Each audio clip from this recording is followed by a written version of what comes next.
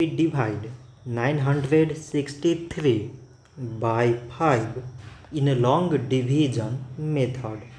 5 times 1 is 5. On subtracting we get 4.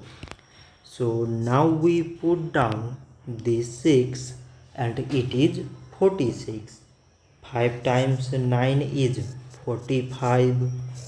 On subtracting we get 1. So again we put down this 3 and it is 13. 5 times 2 is 10. On subtracting we get 3. So now we have no any other number to put it down. So we take here decimal so that we put 0. So it is 30 and 5 times 6 is 30. On subtracting we get 0. So 963 divided by 5 is 192.6.